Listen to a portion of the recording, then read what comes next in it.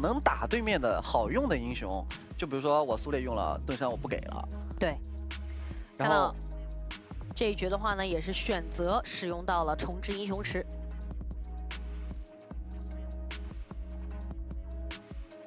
就是在这一局比赛当中的话呢，T1素它是可以刷新自己之前所使用到的英雄，相当于之前用过的英雄，你在这一局可以选择继续使用。就像刚刚用过的什么女娲、哪吒，都可以继续用。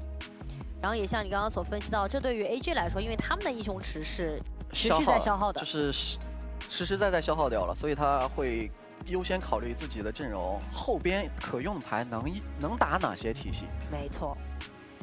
不能打的，他尽可能就 ban 掉。目前在班位上面，T1素是处理掉了海月和朵莉亚，然后 AG 这边处理掉的是大司命和盾山。还是搬了一下 T1素前面第一盘用过的大司命，再来一把。这个哪吒蓝色方还可以摇摆。对。而 AG 的话，他上一局用过了，我们说到像公孙离这样的一些灵活的英雄，这局是不能用了。那要看一诺。吃叉，对我刚刚在想要不要不玩这个射手了，我就选个吃叉，而且我现在还可以摇摆。对，实在不行到后边没办法，我就选个龙，选个敖影，也能自保。对，吃叉其实打发育路的话没那么怕哪吒。先拿出来摇摆一手，然后同时的话也可以以抢代班。哦，曹操加女娲，又是女娲加哪吒，还是想打出上一局那种远程消耗完了之后，哪吒去打收割。对。我觉得他们是在这一套体系上面是有做一个部署的。这把还有一个强力边路曹操，但是 AG 这边有黄铁，可以去对称一个强度。哦，中单是直接选择了不知火舞，上盘被 ban 了，这盘3楼直接拿。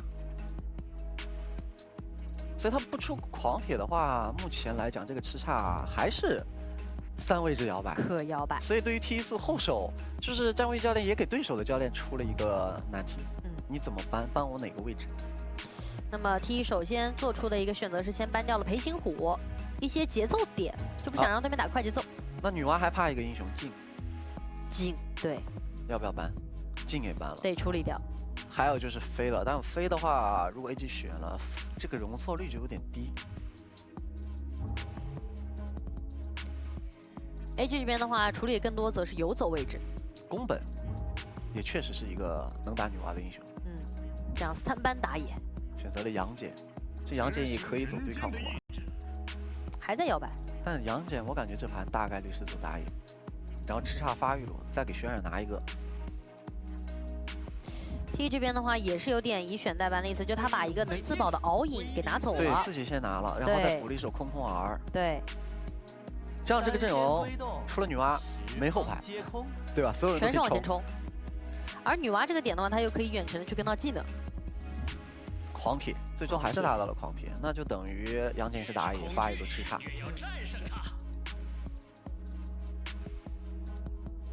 这样就会把最后就是哪吒他到底锁谁，他产生了一个新的问题。谁残锁谁，这么简单的问题是吧？就是他的理想状态还是说通过女娲这个点去前置压到一些血线。他不要先手，他那个出招他不能先手，他就等队友这边打完前置之后，他等一个残血出来，然后就先去锁，就先等消耗。这敖影的3火龙魂能消耗，女娲能消耗，而且女娲跟空花一套配合，很有可能打出一个足够爆炸的 AOE， 可能出现很多个残血。那你就捡那种比较关键的残血，先去把它给收了。这把 AG 补了一个太乙真人，也是提升了容错率，防止被对面秒一个。AG 这把的话也是一个多冲阵的阵容，然后太乙给到了一手容错率，以这样的方式去对抗到 T 素这一局重置英雄池之后选择出来的英雄，因为首先看到他们女娲加上哪吒的这个组合一定是特意的有去准备过的，希望打出来效果。然后上一局有一些画面产生，然后这一局的空空儿也是花9他自己非常自信的英雄，然后敖影的话也是伊曼拿到过国服的英雄。在整体的英雄使用上面，我觉得这一局 T 素是掏出了自己非常有准备的一套。但我觉得他们依然可以按照上一局的思路去打对抗路，因为他这把女娲支援挺快的，会更快一些。然后上路的话，空空儿也可以继续去帮曹操去限制狂铁。对。然后这把太乙真人，就看大帅自己的选择了。来，进入到双方的第3小局比赛，蓝色方 T1速，红色方成都 AG 超玩会，我是解说一炫，我是解说潇洒。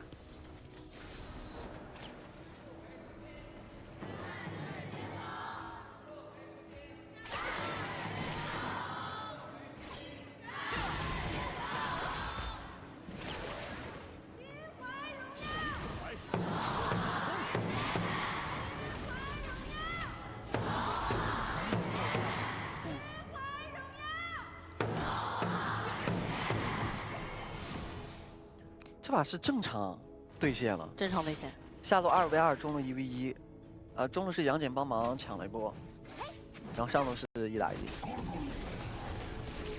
然后长生的话，在前期整体的转动还是非常频繁的，下来也是帮忙拿了一个边路的资源。其实我也更好奇的就是，在这一局 T 速再次拿出这样一套阵容以后，他能够从上一局快速的复盘和吸收了多少？因为其实，在这一次他们打到 AG 的时候，有一个很重要的事情，就是没有人不想和现在最强的队伍打一场。是的，你打了，你才能学习，你才能够知道说我自己接下来在哪一地方快速的进行一个进步，而且可以最直观的知道一些差距，然后知道自己往后努力的方向，就你的道路才会更加清楚。而在上一局的话，他们已经使用过这样一套阵容了，所以我也很好奇，在这一局的使用上面会不会有一些不一样的思路。目前看出装是一样的，还是个红刀哪吒，主要是在一些节奏的把握上面。他这套阵容挺吃发育的，就 T 速这边虽然拿了空空儿，除了空空儿4级之后配合女娲抓边的这种思路以外，其他的情况我感觉就是发育。但是你如果稳发育的话 ，AG 这套阵容前期搞事情能力又非常强，所以已经在草里了。哎，照出来，这个哪吒防蹲草还是挺厉害的。是的，他现在这个大招啊，全图视野。但知道了呢，也没有办法去限制，就是杨戬这个点。狂铁第一时间过不来，两个人直接反 buff。女娲看在眼里的女娲没有4级，马上生死。他做不了太多的事情，能抢回来吗？先抢一下试试。没抢回来，但是能留人吗？哪吒飞过来，曹操闪现过去拿到了1血，第一滴血再也到手。因为这波 AG 他并没有接上路的狂铁过来，狂铁那边是被曹操跟哪吒压了线，对，然后哪吒是直接飞了过来，曹操也比狂铁先过来，所以长生就很难退。然后怀沙这边的话，闪现被逼，大帅又是一波闪跟，直接跟了上去，爆发也补上，怀沙倒，立刻打回来了。但是这一局的开局能够感觉到，就是我们说到的，就是 T 速他和上一局的一个变化。他在稳发育，但是 AG 因为拿到了一套前期进攻点比较多的阵容，他不想跟你和平发育，一直在搞事情。第2轮野区就已经开始去进攻蓝 buff 了。日波上路牵制完，然后正面哪吒直接飞过来。这个是在野曹操第一视角。